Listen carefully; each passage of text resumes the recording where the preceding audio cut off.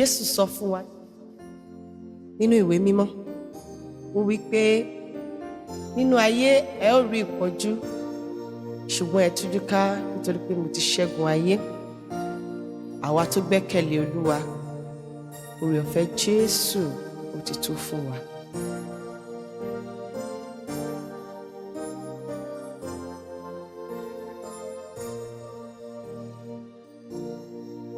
Àwọn tó gbẹ́kẹ̀lé Olúwa yóò borí ìgbìdánwò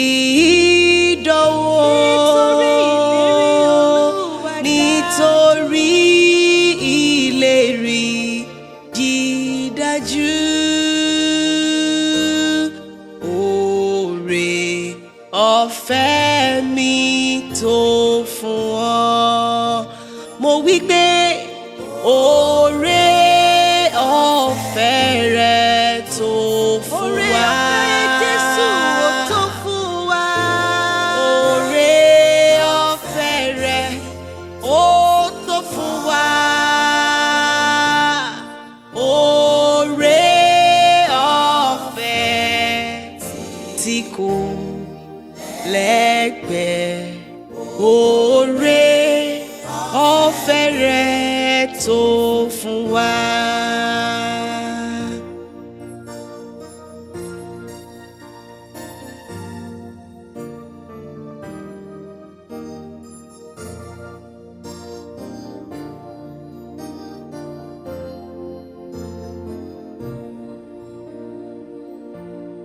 Mànà látọ̀run lì èyí jẹ́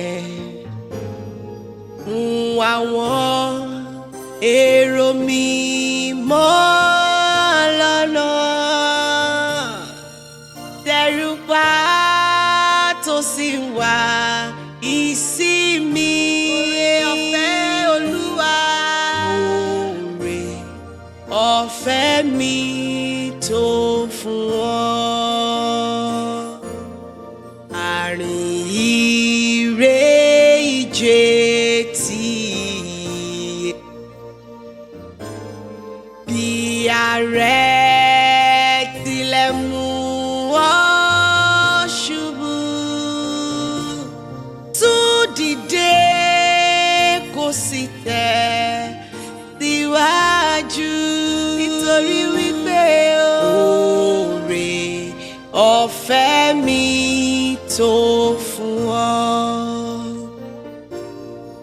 Ìdánwò àti iyèméjì àtẹ̀wù kò lè bà mí lẹ́rù, torí mo dìlé rí mú ìlérí Jésù. Oore ọ̀fẹ́ mi tó ó tó fún wa. Oore ọ̀fẹ́ Jésù tó fún wa. Nínú gbogbo ìlàkọjá ó tó fún wa. Nínú gbogbo àníyàn ayé, oore ọ̀fẹ́ Bàbá tí kò lódiwọ̀n. Oore ọ̀fẹ́ Olúwa ó tó fún wa.